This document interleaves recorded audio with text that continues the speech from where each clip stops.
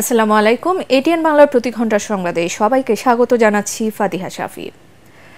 সাবেক মন্ত্রী হাসানুল হক ইনু, রাশেদ খান মেনন, আইসিটি প্রতিমন্ত্রী জুনায়েদ আহমেদ পলক ও সাবেক আইজিপি চৌধুরী আব্দুল্লাহ আল মামুনের জামিন আবেদন নাকচ করে কারাগারে পাঠিয়েছে আদালত। এদিকে সাবেক অতিরিক্ত পুলিশ সুপার আব্দুল্লাহিল কাফিকে সাভার থানার মামলায় 7 দিন রিমান্ড চাওয়া হলে 4 দিন রিমান্ড মঞ্জুর করে আদালত। খিলগাঁও থানার ছাত্রদল নেতা নুরুজ্জামান জনি হত্যা মামলায় হাসানুল হক ইনু, রাশেদ খান মেনন, জুনায়েদ আহমেদ পলক, সাবেক আইজিপি আব্দুল্লাহ আল মামুনকে নতুন করে গ্রেপ্তার দেখানো হয়েছে। খিলগাঁও থানায় আশিকুর রহমান হত্যা মামলা ও ভাটারা থানার আরেক মামলায় সাবেক আইজিপি আব্দুল্লাহ আল মামুনকে নতুন করে গ্রেপ্তার দেখানো হয়েছে।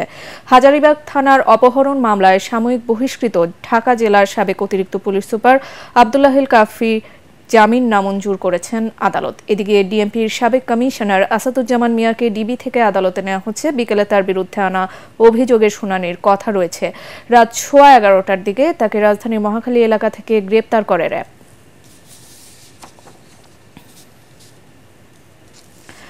ব্রাহ্মণবাড়িয়ার আখাউড়া সীমান্ত পথে ভারতে পালানোর সময় চট্টগ্রাম 6 আসনের সাবেক সংসদ সদস্য ও আওয়ামী লীগ নেতা ফজলে করিম চৌধুরীকে আটক করেছে বর্ডার গার্ড বাংলাদেশ বিজিবি। এ সময় হান্নান ও নাইম নামে আরও 2 যুবককে আটক করা হয়।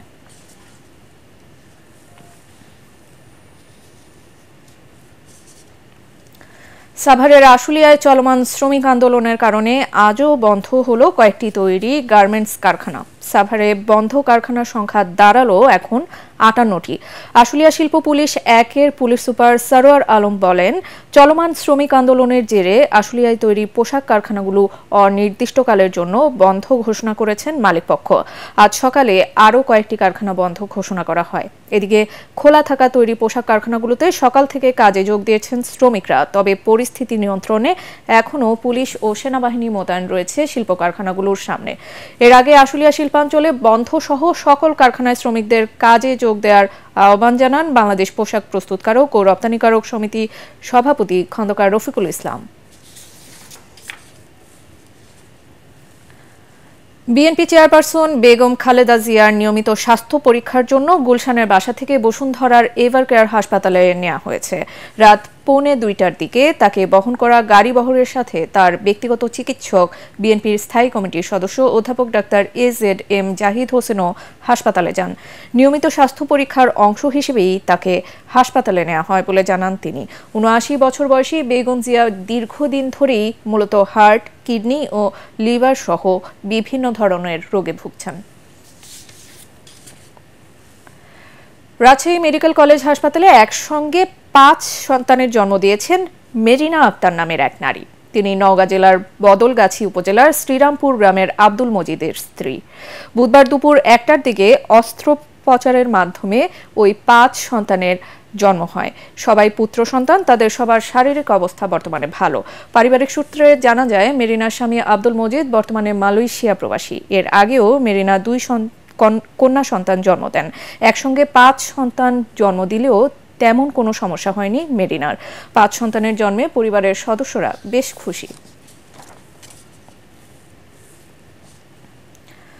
সরকারি বরাদ্দের টাকা আত্মসাতের অভিযোগে নোয়াখালীর হাতিয়া উপজেলার 4 নং নলছিড়া ইউনিয়নের চেয়ারম্যান মনসুর উল্লাহ শিবলিকে আটক করেছে বাংলাদেশ নৌবাহিনী কন্টিনজেন্ট। বুধবার রাতে এক সংবাদ বিজ্ঞপ্তিতে আন্তঃবাহিনী জনসংযোগ পরিদপ্তর ISPR জানায়, গোপন সংবাদের ভিত্তিতে হাতিয়া পৌরসভার ওসখালী বাজার পৌর সুপারমার্কেট এলাকায় অভিযান চালিয়ে তাকে আটক করা হয়। পরে সংশ্লিষ্ট থানায় তাকে হস্তান্তর করা হয়। এ সময় আটককৃত চেয়ারম্যানের বাড়িতে অভিযান চালিয়ে 279টি সিম কার্ড, 76টি মোবাইল ফোন সেট জব্দ করা হয়। এসব ফোন এবং সিম কার্ড ব্যবহার করে বিপুল অঙ্কের সরকারি টাকা বিকাশ, নগদ ও রকেট অ্যাকাউন্টের মাধ্যমে উত্তোলনের আলামত পাওয়া গেছে। খেলার খবর। দক্ষিণ আফ্রিকার বিপক্ষে টেস্ট সিরিজের জন্য 2টি ভেন্যু ঠিক করেছে পিসিবি। সব ঠিক থাকলে 2 ম্যাচের সিরিজ খেলতে আগামী 16 অক্টোবর বাংলাদেশ সফরে আসবে প্রোটিয়ারা। 2টি ম্যাচই আইসিসি টেস্ট চ্যাম্পিয়নশিপের অংশ। মিরপুর শেরেবাংলা স্টেডিয়ামে 21 অক্টোবর শুরু হবে প্রথম টেস্ট। দ্বিতীয় ও শেষ টেস্ট শুরু হবে 29 অক্টোবর। ভেন্যু চট্টগ্রামের জহুর আহমেদ চৌধুরী স্টেডিয়ামে। সূচি অনুযায়ী আগামী 3রা নভেম্বর বাংলাদেশ ছাড়বে দক্ষিণ আফ্রিকা দল।